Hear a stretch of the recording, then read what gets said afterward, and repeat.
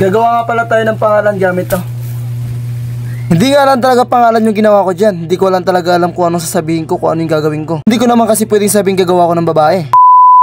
Nag-chat niya pala yung tita ko na magpapagawa daw ng ganito dahil niya gagamitin niya ito sa pageant doon sa Rizal, Palawan. Nagsisimula na nga rin kasi talaga makapestahan niya yung buwan. Kung nagtataka nga kayo bakit ito ang aming ginagamit, dahil niya maganda rin talaga pag ito ay natutukan ng spotlight. Kitang kita at kapansin-pansin din talaga. Una nga ay kala ko pangalan lang talagang gagawin ko. Nag-request niya rin talaga yung tita ko na lagyan ko araw ng mukha ng babae. Sa paggawa ko nga nito, ganito nga yung naging teknik ko. Witan ko nga pala to ng mga gamit na bond paper. Sa likod niya ng papel na yan may mga nakasulat, kaya hindi rin ako manghinayang na gamitin ko yan dito. Bakit ko nga pala ginamitan ng ganyan? Kasi nga para mas madali rin talaga magwitan. Bali nga yung ginawa ko dyan kung saan niya ako magdudugtong, doon niya ako naglalagay ng papel para nga hindi na ako maglagay ng masyadong marami pa. Pamamaraan niya na ginawa kong ganito, hindi nga ako nahirapan din. Bali nga pala yung ginagaya ko na yan, ako nga rin talaga yung naghanap niyan. Ako na rin mismo yung nag-edit na yan. Canvas nga pala yung ginagamit ko pag nag-edit ako ng ganyan. Doon din ako kumukuha ng mga font style. Nang matapos ko na ngayon lagyan ay dito nga maglalagay na ako ng pentel pen. Kumbaga nga ang purpose na talaga ng lapis ay para lang may pattern ako. Dahil nga kung pentel pen yung gagamitin ko, mauubos agad to. Dahil nga nung gumamit ako ng lapis dyan, marami rin talaga akong bura-bura. Kung sa marker ko nga ginamit yun, tiyak na mauubos agad. Kung nagtataka nga kayo bakit hindi na ako nag-direct sa lapis, bakit kinakailangan ko pa mag-marker? Pwede naman talaga yung ganun. Pero gusto ko lang talaga na makita nyo rin talaga kasi nga kung kanina hindi nyo talaga masyado makita. Sa mga oras yan ito magkakating na ako, kaya nga ako naglapag ng plywood kasi nga para may makatingan ako. Yung kasi ako pwede mag-direct dun sa may floor mat, baka mapunit din talaga. Pagkatingan nito medyo nahirapan din talaga ako, hindi ko naman kasi lahat yung talaga nadikit. Bali nga yung mga dulo-dulo lang talaga nadikit. Pag nagkakating ako may mga part talaga na uurong. Kapag nasubukan nyo nga to talagang cutter talaga yung gagamitin. Hindi ka naman gumamit ng gunting pero nga mas mahirap din talaga yung gamitin. Kung napapansin nyo nga na parang may shade ako dyan na nilagay. Napansin ko nga rin talaga kasi na mali talaga yung linya ko kanina. Diyan niya nag-adjust niya ako. Nasubukan nyo na nga rin talaga gumawa ng ganito noon. Pero yung ginawa ko na yun mukha lang talaga, walang buhok. Pagkatingan talaga nito kinakailangan talaga ng mano-mano. Sa mga pa-curve din talaga ako medyo nahirapan. Dahil yan nahirapan din talaga ako magliko ng cutter. At ito nga ay panoorin nyo.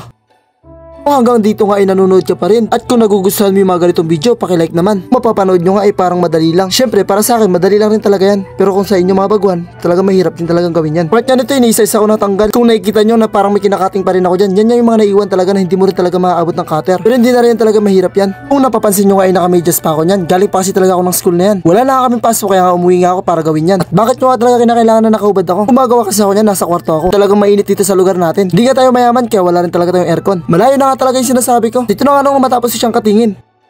Yung paggawa ko nga ng corona hindi ko na nabidyoan dahil nga ito rin talaga isa sa pinakamahirap gawin. Pag pattern pa lang nga talaga yan at pag drawing ang hirap-hirap ng gawin. Ito na rin talaga napakita kung paano yung naging tekniko doon. Sinunod ko na nga gawa itong pangalan na to. Halika pala ito yung barangay nila doon at gagamitin ito sa pageant. Ako ngayon masusunod hindi ko nga talaga nikakabit-kabit dahil nga alam ko na mahirap din talaga gawin yun. Pero dahil nga ni-request sa akin ng tita ko na ikabit-kabit ko na lang daw yung pagkasulat ng font para na rin daw talaga maiba. Kung napapansin nyo nga ay nakadirect na kayo marker dyan sa pagsulat ko. Hindi ko nga rin talaga naisip kanina na pwede palang ganyan. Dahil nga pala yung marker na ginagamit ko ay pang board. Pwede siya mabura. Naisip ko pa nga niya nung una hindi na nga ako nag-drawing pa sa papel. Pero okay na yun, ang mahalaga natapos ko yung babae. Halika pala yung nakasulat yan, Ransang. Barangay Ransang nga pala yan. Kung may mapapansin niya kagyan na tabingi, pasensya na talaga. Pero sa tingin ko naman kung meron, hindi naman din talaga halata. Dahil nag-ruler ko rin talaga yan para ka maging pantay. Tuwing gumagawa nga ako ng ganito, sa G nga talaga ako nahihirapan. Kasi nga kailangan pa talaga magdugtong. Kung mapapansin nyo nga naputol yan, dahil nga nakulangan na nga rin talaga ako sa boom na yan. Kaya ang ginawa ko, hinati ko na lang sa gitna. Dahil nga pahaba naman din ang kailangan ko. Pag mga ganyan, madali naman yung diskarte yan. Didikit mo lang naman yan ng stick glue. Pagkatapos nga pala sa pangalan, sinunod ko naman tong mga number. 2025 nga pala yan. Kaya yung teknik ko dyan, nagsukat niya ako ng pare-parehas na box. Kung makikita nyo nga yung mga line na yan.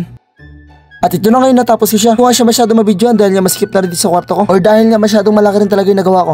Kung natapos mo ang video na to, maaari mo bang i-follow ang aking page?